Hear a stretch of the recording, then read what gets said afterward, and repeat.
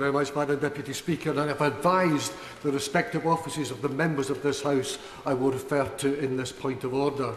It is extremely sad that the Home Secretary hasn't the guts to admit to his appalling remark made about my Stockton North constituency from the front bench and apologise to the people I have the privilege of representing.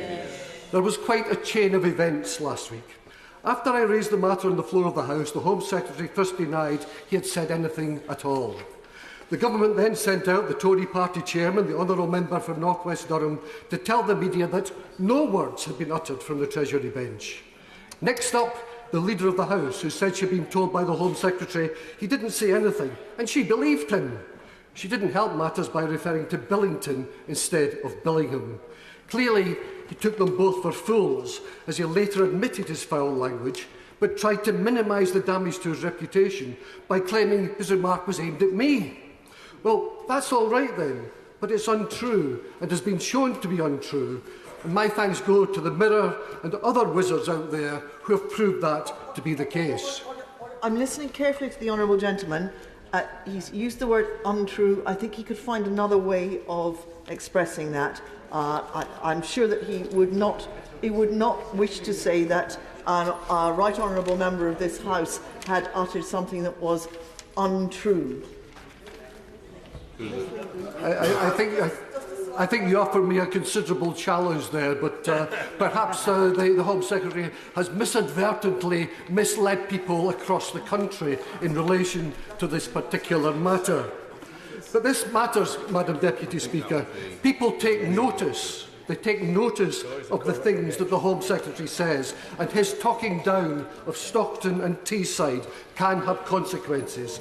He may have whispered in your ear, Madam Deputy Speaker, but can you advise me if you've got any powers to order the Home Secretary to return to the dispatch box and apologise in person for insulting Stockton, rather than hide behind the half-truths uttered on his behalf by an official?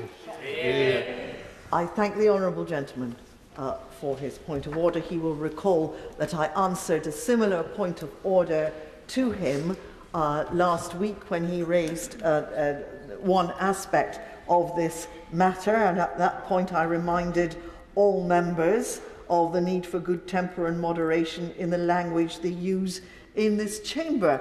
The honourable gentleman asks me if I have power to require the Home Secretary to return to the chamber. I don't need such a power. The Home Secretary has voluntarily returned to the chamber, and if he would care to make a point of order further to that point of order, the chamber will hear him.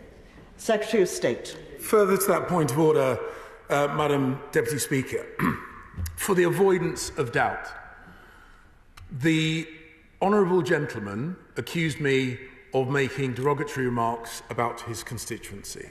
And my response issued through my office was that I did not, would not, and would never make such comments about his constituency. What I said was a comment about him. My apology was for using unparliamentary language, but I will make it absolutely clear, Madam Deputy Speaker, for the avoidance of doubt, with no ambiguity, I did not, would not. Then what are you calling me, sir? The honourable gentleman asked for the Home Secretary to come back to the chamber to issue an apology. He is doing so, so it is not enough. So the honourable gentleman ought to hear what the Home Secretary has to say and not to shout from his sedentary position, please. Home Secretary. Madam Deputy Speaker, I know what I said. I rejected the accusation that I criticised his constituency. My criticism, which I made from a sedentary position about the honourable gentleman, used inappropriate language, for which I apologise. But I will not accept that my criticism was of his constituency because it was not. Then what are you saying, sir? Order. This is not a debate, and the matter is now closed. The Right Honourable Gentleman, the Home Secretary, has rightly come to the Chamber. He has apologised to the Honourable Gentleman. That is an apology which is rightly due to the Honourable Gentleman, and I hope he will accept it.